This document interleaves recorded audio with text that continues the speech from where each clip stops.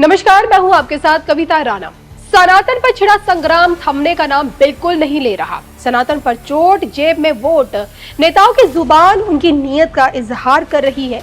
1 महीना पूरा होने वाला है, लेकिन सनातन के खिलाफ बोलने वालों की जुबान कैंची की तरह चल रही है।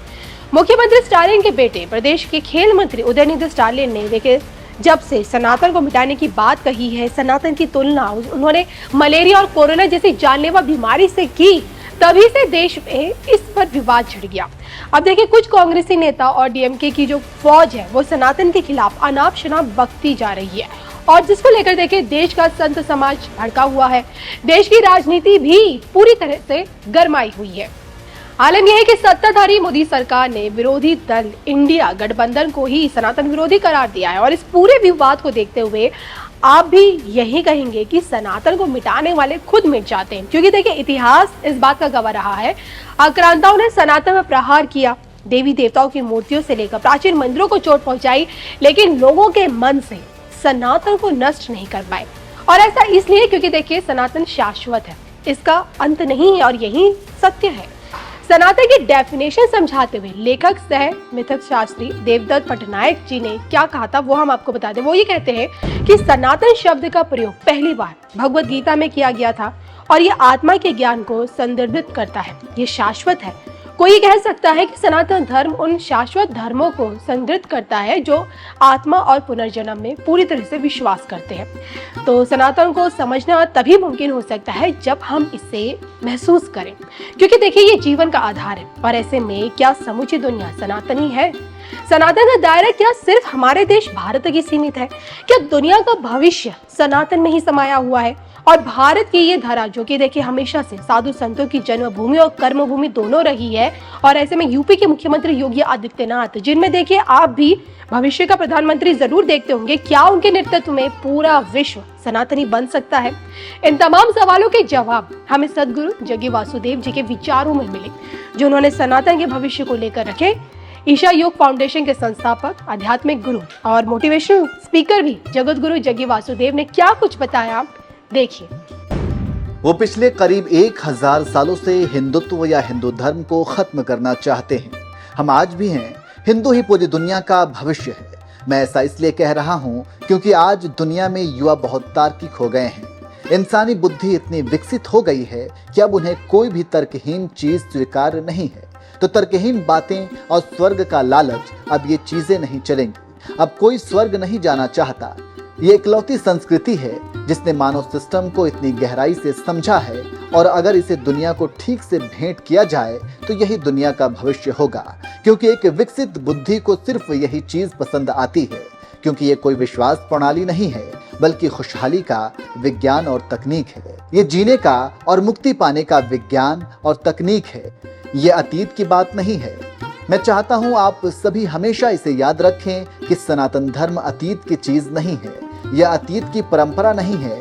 ये परंपरा नहीं है, ये हमारा भविष्य है। अगर हम इसे अपना भविष्य बनाना चाहते हैं तो हमें ऐसे लोगों से लड़ने की जरूरत नहीं है। ऐसों से लड़ना जरूरी नहीं है। मैंने सुना है बेंगलोर शहर में आजकल बहुत सारे कुत्ते हैं। इस पर कुछ रिपोर्ट भी हैं। वे लोग भौंकते हैं, पर उनसे लड़ना जरूरी नहीं है। बस उन्हें अकेला छोड़ दें। जो मूल्यवान है आप उसे मजबूत बनाएं। हमें अमूल्य चीजों को मजबूत करना होगा। वे चाहे जो करें, वे हजारों सालों से कर रहे हैं। तो उनमें से एक ने वाकई अपने लोगों से ये बात कही थी और पूछा, हम लोग कैसे जीने के इस हिंदू तरीके को जलाकर राख करें, इस हिंदू नाम की चीज को। क्योंकि उन्हें लगा कि ये एक और धर्म है। जैसे वो किसी एक धर्म को मानते हैं, वैसे ही दूसरे किसी और धर्म को मानते होंगे। ऐसा इसलिए क्योंकि मैं एक धर्म से हूँ, तो आपको भी किसी दूसरे धर्म का होना ही चाहिए। नहीं तो कैसे? क्योंकि आप कुछ अलग चीज करते हैं। पर यही तो वो कभी समझ नहीं पाए कि उन्होंने इसे देखा और धार्मिक मुखिया कहाँ है, धर्मगुरु कौन है, उसे मार डालते हैं। ये थी सोच। तो उन्होंने कहा, नहीं, ये सैकड़ों की संख्या में है। तो उन्होंने सबको मार दिया। फिर भी ये नहीं मरा, क्योंकि इसके लिए कभी कोई नेतृत्व नहीं रहा है। इसका कभी कोई व्यवस्थित ढंग नहीं रहा है।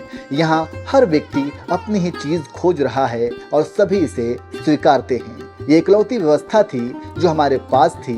आप एक पेड़ को पूछती हैं, मुझे इससे कोई दिक्कत नहीं है। वो उस पत्थर को पूछते हैं, मुझे उससे कोई दिक्कत नहीं है। मैं ना तो पेड़ की पूजा करता हूँ ना किसी पत्थर की, पर मुझे कोई दिक्कत नहीं है। मैं आकाश की पूजा करता हूँ, कोई है जो किसी की पूजा नहीं करता, अरे हमें उससे भी कोई परेशानी नहीं है। तो उन्हें ये कभी समझ ही नहीं आया, क्योंकि उन्होंने हमेशा ये माना कि आपको किसी न किसी धर्म का होना चाहिए। यहाँ लोग किसी पंथ से नहीं रहे, इसलिए कोई नर्तृत्व नहीं रहा। आप जितने चाहे उतने लोग मारते हैं, पर फिर भी ये जीवित हैं।